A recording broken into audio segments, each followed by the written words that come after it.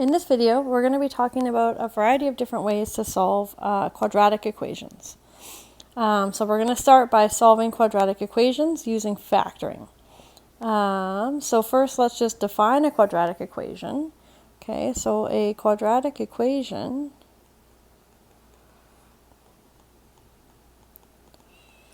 is an equation, so remember, with an equal sign, that's equivalent to one of the form ax squared plus bx plus c equals 0, where a, b, and c, so the constants, are real numbers. Okay, and a is not 0. Okay, so what that guarantees is that the highest power of the polynomial is 2. So this means that the degree is equal to 2. Okay, so the x squared is the highest power there. So when we write it in this form, so ax squared plus bx plus c, we can solve for x by factoring ax squared plus bx plus c. If it can be factored, then we can use what we call the zero product property to solve for x. Okay, so what this property is, so maybe let's just write it down here. So if there's two things, I'm going to call them m and n, if they multiply to give 0, then one of them has to be 0. Okay, so then m is 0 or n is 0 or both. Okay, so if you have, so let's just do an example. Let's say I had x times x minus 3 is equal to 0. So using this property, then I know that this happens when either x is 0 or x minus 3 is 0. Okay, and then we get our solutions here would be x equals 0 or x equals 3. So we get two solutions. Okay, and that's using this zero property, zero product property. Okay, obviously this method is not going to work if we can't factor. Okay, so then we'll have to deal with other ways to solve. But remember that just because it doesn't factor does not mean that there's no solutions. Okay, there still could be solutions. They might not be pretty ones, but they could still be solutions. Before you factor, though, you want to be sure that it's in the proper form. So you want to set the equation to 0. Okay, this zero product property relies on the fact that you're multiplying to give 0. Okay, so if you multiply to give some other number, you cannot conclude that each product has to be that number. So let's just do one of these examples. So we'll do the first one. So x squared equals 3x. So to solve this, I'm going to put it in the form above. So I'm going to start by moving the 3x to this side. Okay, so I subtract 3x on both sides. So that gives me x squared minus 3x is equal to 0. So now I'm in the proper form because a is 1, b is negative 3, and c is 0. They're all real numbers. And a is not 0. Okay, now I can factor this. So this is easily to factor because there's a common factor. I can pull out an x. So I get x times x minus 3. This is actually exactly what I had above. So using the zero product property, this means that x is 0 or x is 3. Okay, maybe I'll just write that. So going from here to here is the zero product property. Okay, and then if I just, oh shoot, sorry, no, I jumped a step here. This is x equals 0 or x minus 3 is equal to 0. And now if I solve this, I'm going to add 3 to both sides. And that's how I know that x is 0 or x is 3 are my solutions. Okay, now we could check these. Okay, if we plug them into the original equation, then I'm going to have 0 squared is equal to 3 times 0, Well, that means that 0 equals 0. Okay, that's a true statement. If I plug in x equals 3, then I get 3 squared is equal to 3 times 3. So that means that 9 is equal to 9. Also a true statement. So my solution set contains the numbers 0 and 3. Wow, my curly brackets aren't that great today. I'm going to leave you to do number 2. Just remember you want to have 0 before you factor. You want to have 0 on one side before you factor. So you're going to want to rearrange that. Now, another thing is the square root property. Okay, so if you have an a squared is equal to some number k, then if we want to solve for a, we could take the square root of both sides. Whoops, I did an x when I wanted an a. Because then square root of a squared is equal to a. Okay, but then we have to square root this side, and we want to be careful because square rooting both sides, we lose some information. So we actually need to add a plus or minus. Okay, so if a squared equals k, then a is going to be equal to plus or minus square root of k. Okay, and remember a doesn't have to be just a single variable like it is in the example 3. It could be a more complicated thing like you're going to have in example 4. Okay, so let's try example 3 here. So you could factor this as a difference of squares. It's just that 5 isn't a perfect square, so that might seem a bit odd. So what we could do instead is add the 5 to both sides to put it on the other side. Okay, then we have x squared equals 5. So now it's in the form of the square root property. So we square root both sides, but we need to remember to add our plus or minus. And that's going to give x is equal to plus or minus root 5. Okay, so here we have solution set negative root 5 and positive root 5 are both solutions to this equation. I'm going to leave this one for you to do, but remember you're going to want to put it into this form. Okay, so it's not exactly in that form right away because of the 2 here. So you're going to want to solve for the square thing first and then use that property. Okay, so just keep that in mind when you're trying to do that problem. So already it comes back. Completing the square is another way that we can solve quadratic equations. Okay, so remember to complete the square, we did it for an expression of the form x squared plus bx. We had to add and subtract b over 2 all squared. Okay, and that made the expression x squared plus bx plus b over 2 squared minus b over 2 squared. And these first 3 terms are the perfect square, x plus b over 2 all squared. Okay, so that's what happened. So let me just add those brackets here. So if we bracket those 3 terms, they're equal to x plus b over 2 all squared. And then we have the extra b over 2 squared as a subtract. Okay, so this part, put it in pink. Well, actually, highlighter is going to be better. I think.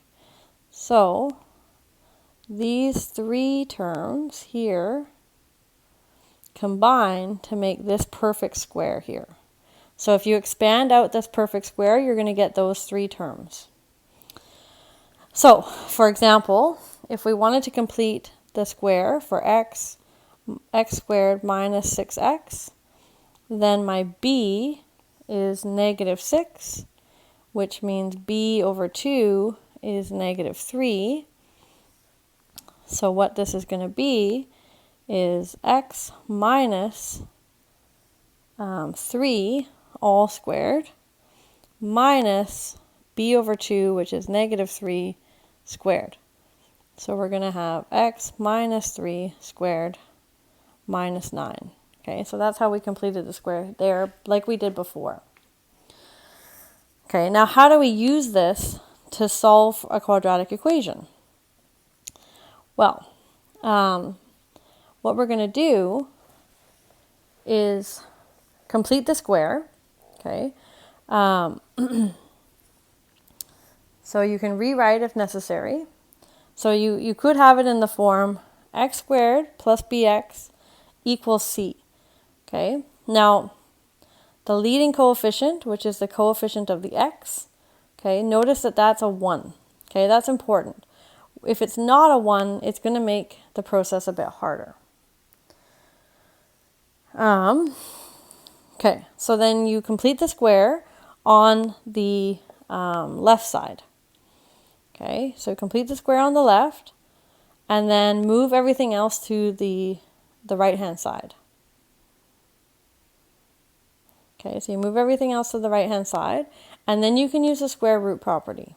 Okay, so it's going to be most helpful to do an example. So let's do this example here. So they already have it set up for us as, except there's a 3. So notice here, my leading coefficient is not 1. Okay, so that's unfortunate. Okay, but here let's just fix it. So what we can do is factor out the 3 on that side. So it's going to be x squared plus 5x equals negative 12. And then I can divide both sides by 3, because that's going to cancel this 3 and move it to the other side. So then I'm going to have x squared plus 5x equals negative 4. Okay, now it's in the right form. Okay, so now my b, okay, is this value here, is going to be plus 5. Okay, so that means that b over 2 is 5 over 2. Okay, so we can complete the square on the left. So what we're going to have to do is add 5 over 2 all squared, and also subtract 5 over 2 all squared. Okay, now in the method it says that you can just add b over 2 all squared to both sides. Now I didn't do that. Okay, I added it, so this part is like plus 0. Okay, but if you want, the first thing you could do is move this one to the other side by adding 5 over 2 all squared to both sides. Okay, and then it's going to get rid of it on this side. So you could just add it to both sides. Remember, you're allowed to add to both sides the same number. Okay, so I was trying to show you so it looks like how we did before, where we add and subtract, but because this time we don't have an expression, we have an equation, what we can do to add this number is just add it to both sides of the equation. Okay, so now it's gone from this side. Okay, and now we know that these 3 terms make up our perfect square. So we know this is going to be x plus 5 over 2 all squared. And then over here we have negative 4 plus the square here is 25 over 4. Okay, now let me just get the green here. So these two things are equivalent. So I'm just going to simplify the right-hand side. So negative 4 plus 25 over 4.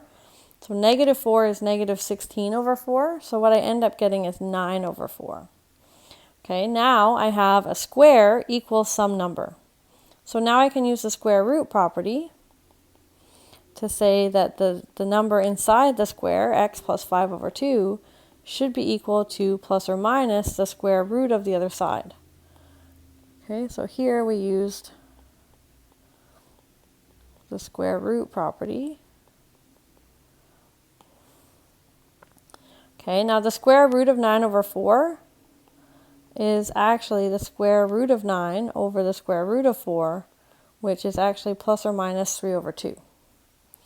So, let me just write that again. So x plus 5 over 2 is equal to plus or minus 3 over 2.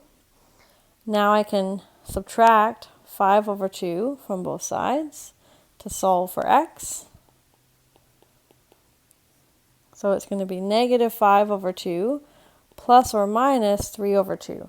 Now this is going to give us two different answers. Okay, so x is negative 5 over 2 minus 3 over 2, which is going to be negative 8 over 2, which is negative 4, or x is negative 5 over 2 plus 3 over 2, which is going to be negative 2 over 2, which is negative 1. Okay, so our solution set here contains the numbers negative 1 and negative 4.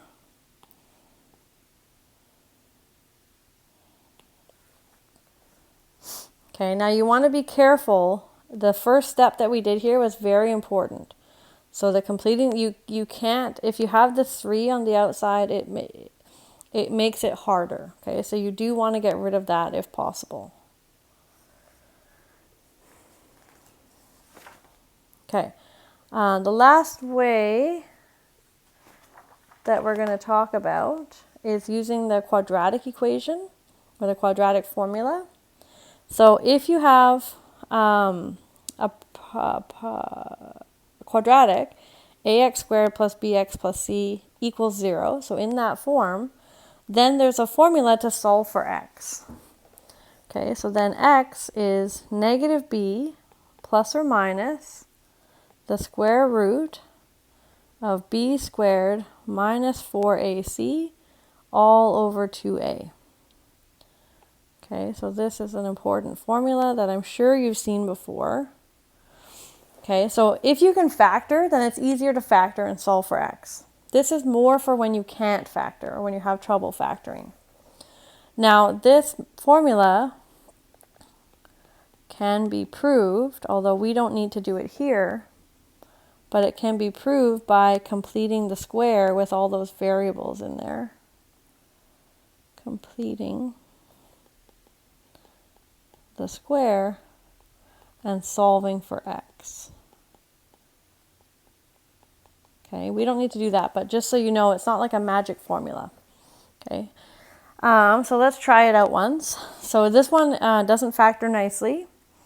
So we can use the quadratic formula. So here my a value is 9, b value is negative 3, and my c value is negative 1. So using the formula, x is going to be negative b, so negative 3, plus or minus the square root of b squared minus 4 times a times c, all over 2 times a.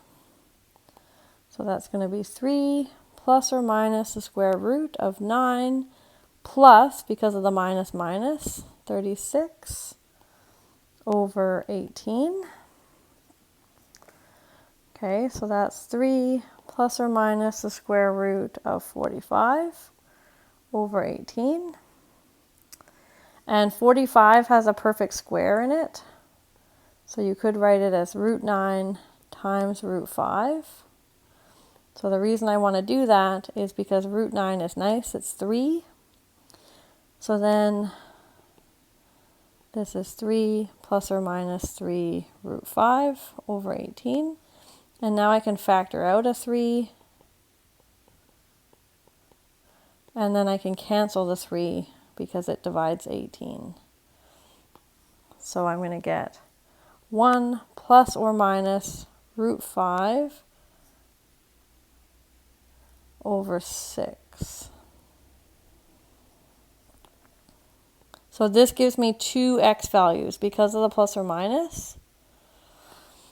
So you do 1 plus root 5 divided by 6, and a different solution is going to be 1 minus root 5 divided by 6. So I'm going to leave the other part for you to do. Okay. Now remember, it has to be in this form. and currently it's not. So you're going to want to rearrange before you start using the formula. I'm actually going to skip this one and leave it for you to do for practice. Okay, now the quadratic equation, there's certain things that could happen. Okay, so there's a special quantity called the discriminant. This is the thing that's inside the square root. So it's b squared minus 4ac. So what could happen is this thing could be a variety of things. So first of all, it could be, like what we just had, it could be positive. It could be a positive number. Okay, so like we just saw in the example we did. So I had a minus, I ended up adding, so I got a positive number. That doesn't always happen though. But if I have a positive number, like we did in that example, then we get two distinct real roots. Okay, so positive means two roots, two solutions, sorry. It could, though, be that it's actually equal to 0. Okay, when it equals 0, then you're going to have negative b plus or minus the root of 0 over 2a. So plus or minus root of 0 is 0. So this is just negative b over 2a. So you only get one solution. Okay, so if it actually equals 0, then there's one, we call it repeated solution. It's possible, though, that this discriminant is less than 0. Okay, so this is positive, 0, or negative. Okay, it's possible that it's negative. Now what happens then is that I have negative b plus or minus the square root of this discriminant over 2a. But this discriminant, this thing inside, is negative. We can't take the square root of a negative number, does not exist. Okay, so then we actually get no solutions. So you don't actually have to find the solutions to tell how many there are. Okay, so for this example, I have my A is 4, my B as negative 2, and the C as 1. So if I check the discriminant, so it's negative 2 squared minus 4 times 1. This is 4 minus 16, so it's minus 12, so less than 0. So that means that this 4x squared minus 2x plus 1 equals 0 has no real solutions. Because the discriminant is negative, we're going to have a negative under the square root there. Okay, let's try this example. So, suppose you know the area of a rectangular window is 306 centimeters squared. And we know that the length exceeds the width by 1. What are the dimensions? So, we have a rectangular window. So let's say that my window looks like this. Okay, so there's my rectangular window. Now I don't know the length or the width. So I don't know, I'm just going to call them X and Y. So the way I've drawn it, the length is bigger, so the length should be Y. You can use L and W if you want. Okay, now to compute the area of a rectangle, it's just length times width. Okay, so we know that area is the XY, and they tell us that it's 306 centimeters squared. So that means we have the equation xy equals 306. So this is in two variables. Okay, so that we don't know how to solve that yet. But we also know, so this is one thing we know. We also know that the length,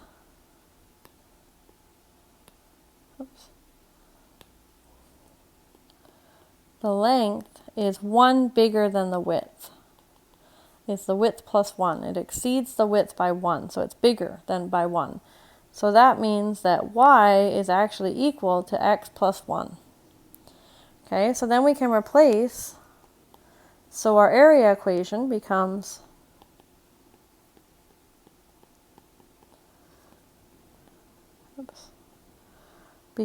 x times x plus 1 is equal to 306. Okay, so then if I simplify, this is x squared plus x equals 306, or x squared plus x minus 306 is equal to 0. Okay, now this is hard to factor. You want two numbers that multiply to give negative 306 and add to give 1. Okay, I don't know those numbers off the top of my head, so I'm not sure how to factor it. So I can always use the quadratic equation. Okay, so it says that x should be, so here a is 1, b is also 1, and c is negative 306. Okay, so negative b, negative 1 plus or minus square root 1 squared minus 4 times 1 times negative 306. Okay, all over 2 times 1. Okay, so that's negative 1 plus or minus square root. The number inside ends up being 1,225 over 2. And the square root of that happens to be 35. So it's negative 1 plus or minus 35 over 2, which means that x is negative 1 plus 35 over 2, which is 34 over 2, which is 17, or x is negative 1 minus 36 over 2, sorry, I got ahead of myself there, minus 35 over 2, which is negative 36 over 2, which is negative 18. Now, because x is a length, right, it's the length of that side, it's actually the width here, but the negative 1 doesn't make sense, because we can't have negative lengths. Okay, so for the problem, this answer is extraneous because it doesn't make sense given the question. So that means that my x value is 17. Okay, which means that the dimensions are 17 centimeters by 18 centimeters. Because remember that y is x plus 1, so it needs to be 1 bigger. Okay, so maybe I'll just write that here. Dimensions are 17 centimeters by 18 centimeters. So if you multiply those, you should get 306. For the area. Okay, so that's how to solve quadratic equations in a variety of different ways.